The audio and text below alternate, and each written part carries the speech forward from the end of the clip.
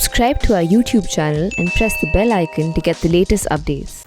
Hi friends, welcome to my video column, and today on the occasion of International Women's Day, we are going to talk about a very interesting organization. It's an all-women organization. The name of the organization is Rashtra Sevika Samiti, that is RSS.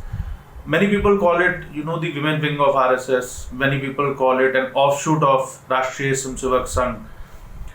We are going to take a look at what exactly is Rashtra Sevika Samiti, how much is its expanse, and how does it reflect the RSS worldview about the women.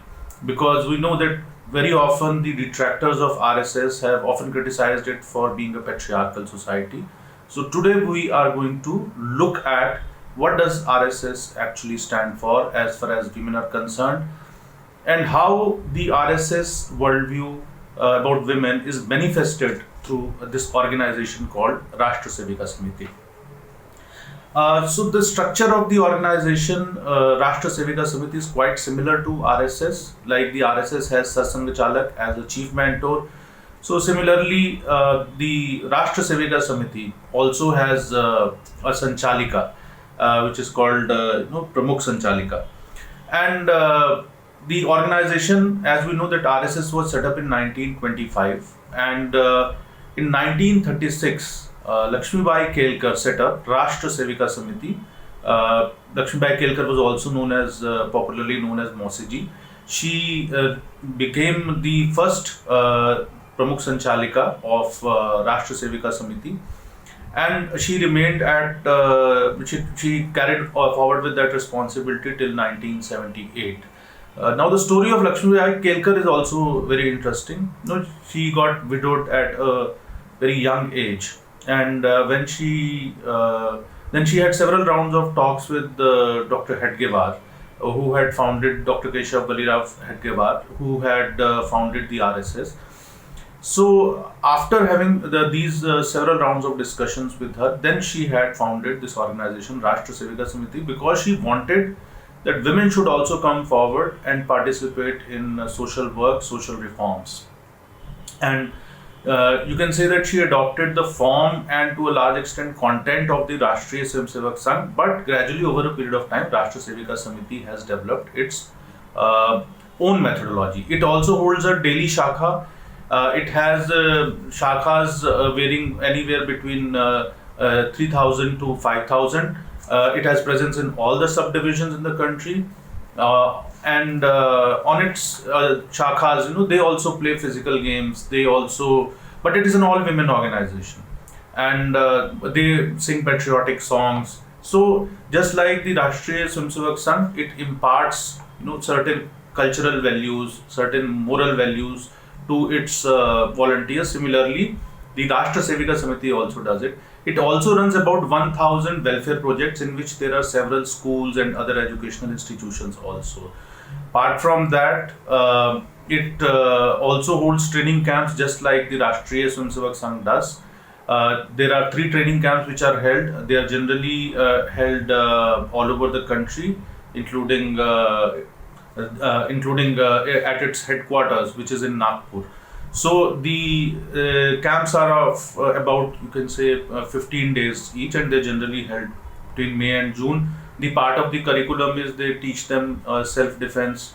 They also kind of impart certain moral and cultural values.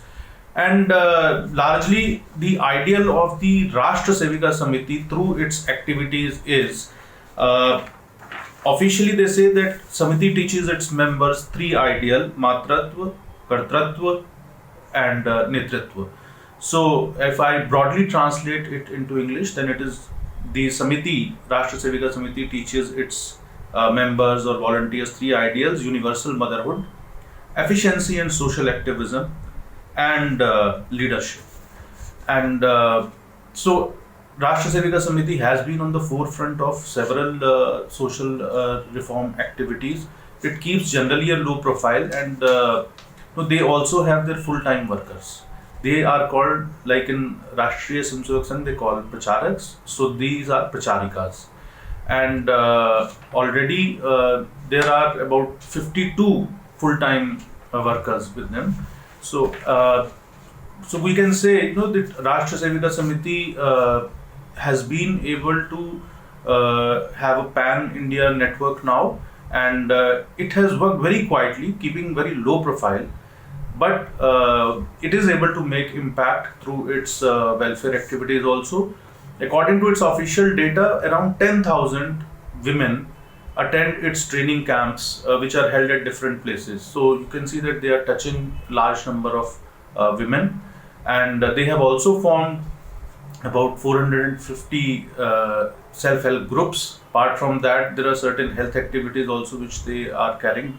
So you will get more glimpse of the activities which they carry if you go to their official website also. So there is detailed information which is available there also. And interestingly, the Rashtra Sevika Samiti, just like the Rashtriya Swayamsevak Sangh, has largely been a faceless organization. However, it continues to empower women across the country.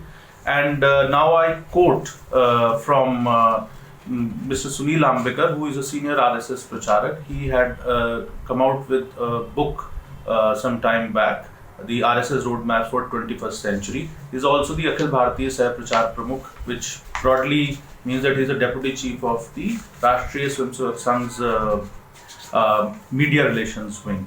So, how Rashtra Sevika Samiti should be seen, as when or in what context it should be seen, especially when you ask this question that what is the RSS worldview of women. So I quote from Sunil Ambekar's book. It's a seminal work on the Rashtriya Swayamsevak Sangh, and it shares basically the RSS world vision about a wide variety of issues. So Mr. Ambekar says the fact that during an age of rampant social conservatism riddled with normative assumptions, Dr. G, he means Dr. Hedgewar, was a firm believer in the intellectual capabilities of women, shows his open-mindedness. At that time, to hold several rounds of conversations with a widowed woman about starting a parallel women-only organization was out of the ordinary.